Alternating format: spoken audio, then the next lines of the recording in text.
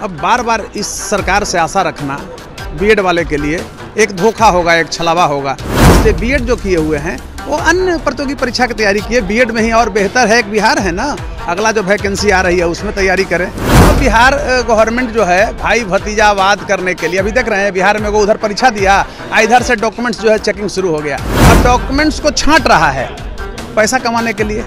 जिस तरह से खेल चल रहा है, ऐसा कहीं होता था?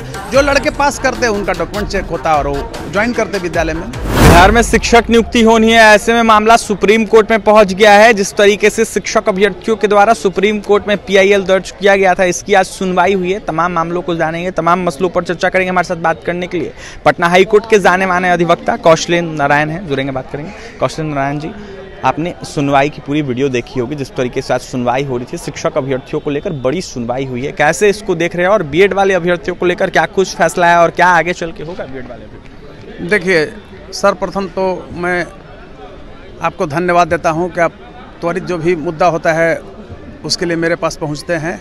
तो मैं एक चीज़ स्पष्ट कह रहा हूं कि वहां सुनवाई का कोई वीडियो मैंने अभी तक नहीं देखा है आज का, स्पष्ट। रही बात ये, मेरा वहां जो वकील लोग हैं उनसे बात हुई है कि उन्होंने, कोर्ट ने डायरेक्शन दिया है स्टेट गवर्नमेंट को कि आपको कोर्ट का आदेश को पालन करना है। तो उसके तहत अब आगे की रणनीति सरकार यहाँ क्या बनाती है, अब जान ही रहे हैं। मैं बार बार कहता हूँ कि बिहार सरकार कॉन्स्टिट्यूशनल ब्रेकडाउन करा दिया है। ये सरकार ने कॉन्स्टिट्यूशनल ब्रेकडाउन, और इसके लिए आपको मैं एक चीज़ कहना चाहता हूँ कि बीएड वाले अब आशा जो रखे हुए हैं, ठीक है, आशा सबको रखना चाहिए और तैयारी करें और सरकार पर प्रेशर ये बनाए, मिले लोगों से, सरकार के स्तर तक ये बात को पहुंचाए कि प्राथमिक में नहीं कर करके, भाई ठीक है, सुप्रीम कोर्ट का डायरेक्शन है कि प्राथमिक विद्यालय में नहीं लेना है बीएड वाले को, क्योंकि नॉर्थ में जब था नहीं और सरकार ले रही थी। तो अब उनको चाहिए कि वो 6 to 8 जो है उसमें सीट को बढ़ा दें, 8 से 10th में सीट को बढ़ा दें, तब उनका एडजस्टमेंट होगा। प्राइमरी में नहीं होगा। प्राइमरी में जब आपको बता रहे हैं कि सुप्रीम कोर्ट का डबल बेंच का फैसला है, जस्टिस अनिरुद्ध बोस और सुधांशु धूलिया की बेंच ने जो फैसला दिया है वो सर्वमान्य हो गया, एनसीटी पूरे देश में लागू करा दिया। तो अब तो कहीं हमारे समझ से गुंजाइश नहीं लग रहा है। अगर सरकार ठग रही है, आप पिछले तारीख को देखे होंगे कि सरकार एसएलपी वापस ले ली अपने से स्वतः डर से। तो ये सरकार जब ये खेल खेल रही है, जैसे क्या उसको बोलते हैं, शतरंज का खेल। बार बार मैं कहता हूं कि बिहार में कॉन्स्टिट्यूशनल ब्रेकडाउन है, कोई नियम कानून से नहीं है, धजिया उड़ा हुआ है, चाहे किसी विभाग में। शिक्षा विभाग तो और स्थिति है, क्योंकि भाई चांसलर जो है से पी गया करोड़ों अरबों रुपया। अभी मुजफ्फरपुर के भाई चांसलर ने रिसर्च कराने के लिए एजुकेशन विभाग में, आपको मैं बता रहा हूँ, शायद मुझे जहाँ तक 250 लड़के को 10-10, 12-12 लाख रुपया लेकर के एक्सपीरियंस सर्टिफिकेट का विदाउट पीआरटी टेस्ट रजिस्टर्ड कर लिया। वो लड़के यूपी से फेंक दिए हैं एक्सपीरियंस सर्टिफिकेट। तो हमारे समझ से लगता है कि अब बार बार इस सरकार से आशा रखना बीएड वाले के लिए एक धोखा होगा, एक छलावा होगा। इसलिए बीएड जो किए हुए हैं वो अन्य प्रतियोगी परीक्षा की तैयारी किए, बीएड में ही और बेहतर है। एक बिहार है ना, अगला जो वैकेंसी आ रही है उसमें तैयारी करें। जिस तरीके से आज सुनवाई हुई सर, कहा यह जा रहा है कि सुनवाई में जो जज सुनवाई कर रहे थे उनके द्वारा कहा गया है कि तमाम अनेक राज्य मान रहे हैं सुप्रीम कोर्ट के फैसले को, ऐसे में बिहार को भी इस फैसले को मानना चाहिए। देखिए, मानना तो चाहे, बार बार मैं कह रहा हूँ भाई कि फैसला तो पूरे देश के लिए नहीं होता है। बिहार, यूपी और राजस्थान क्या होता है, जब सुप्रीम कोर्ट का जब फैसला है तो पूरे देश में लागू होता है। तो बिहार गवर्नमेंट को भी मानना चाहिए। अब बिहार गवर्नमेंट जो है भाई भतीजावाद करने के लिए, अभी देख रहे हैं बिहार में वो उधर परीक्षा दिया, इधर से डॉक्यूमेंट्स जो है चेकिंग शुरू हो गया। अब डॉक्यूमेंट्स को छांट रहा है पैसा कमाने के लिए। जिस तरह से खेल चल रहा है, ऐसा कहीं होता था? जो लड़के पास करते उनका डॉक्यूमेंट चेक होता और वो ज्वाइन करते विद्यालय में। लेकिन यहाँ तो कुछ है नहीं, अंधेरी नगरी है, चौपट राजा है, टकेसर खाजा टकेसर भाजा। तो कहने का अभिप्राय मेरा है कि बीएड वाले के लिए बहुत गुड इंडिकेशन नहीं है इस वैकेंसी में। न्यू जो ये वैकेंसी है इसमें अब इनकमिंग फ्यूचर क्या होगा मैं क्लियर रूप से नहीं बता सकता हूँ, लेकिन इसमें उनके लिए अच्छा नहीं है।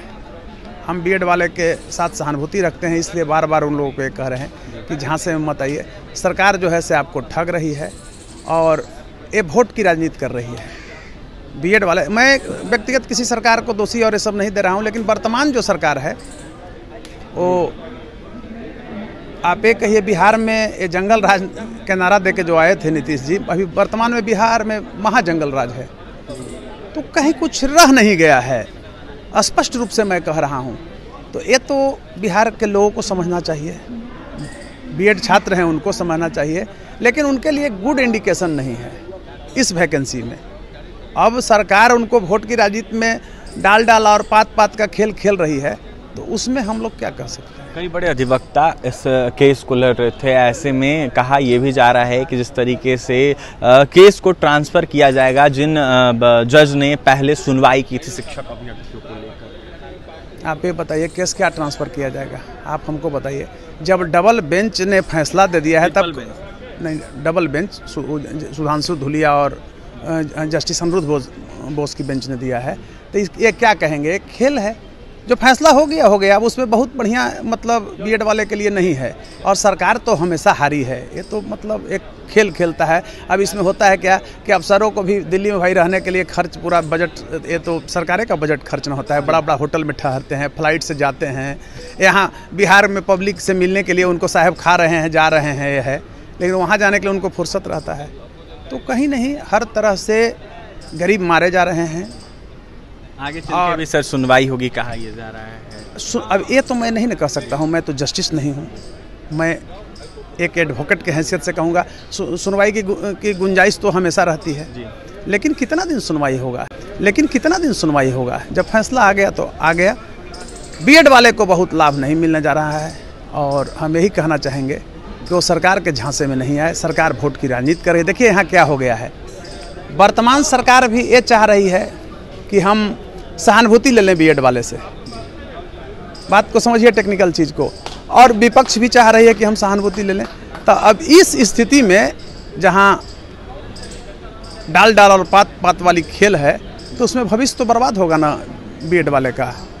कुल मिला करके मेरा यही स्टेटमेंट है बीएड वाले के लिए और इस वैकेंसी के लिए, समझ रहे हैं, और तो कुछ है नहीं। अंतिम में अभ्यर्थियों को जाने से पहले क्या कहिए? अभ्यर्थियों के प्रति मेरी सहानुभूति है। हम उनको बार कह रहे हैं कि ये लड़ाई जो है से आप लोग लड़िए, लेकिन सरकार पर दूसरे रूप में प्रेशर बनाइए। कानून के साथ मतलब अटैक मत आप होइए। कानून ने तो आपको अलग थलग कर दिया। अब सहानुभूति है उनके प्रति, और वो लोग सरकार पर प्रेशर बनाए कि जो 6 to 8 जो वैकेंसी है, 8 से 10 है, उसमें कर दें। देखिए, सरकार पर प्रेशर बनाया, ना कि कानून पर प्रेशर बनाया, ना कि कोर्ट पर प्रेशर बनाया अभ्यर्थी। कौशलेंद्र नारायण पटना के हाईकोर्ट के जाने माने अधिवक्ता थे। क्या कुछ कहे तो शिक्षक नियुक्ति को लेकर, आज की सुनवाई को लेकर आपने सुना है। अभ्यर्थियों को टाल मटोल किया जा रहा है, परेशान किया जा रहा है। अभ्यर्थी खुद परेशान ना हो। ऐसे में जो वैकेंसियाँ आने वाली है 6 to 8 को लेकर या फिर 9 to 10 को लेकर, उसका इंतजार करे, सरकार से मांग करे, और सरकार से इसकी मांग करते हुए अभ्यर्थी तैयारी करे। फिलहाल और भी तमाम खबरों को लिए NBC 24 के साथ बना रहे पटना से सहयोगी पंकज के साथ अभिषेक की रिपोर्ट।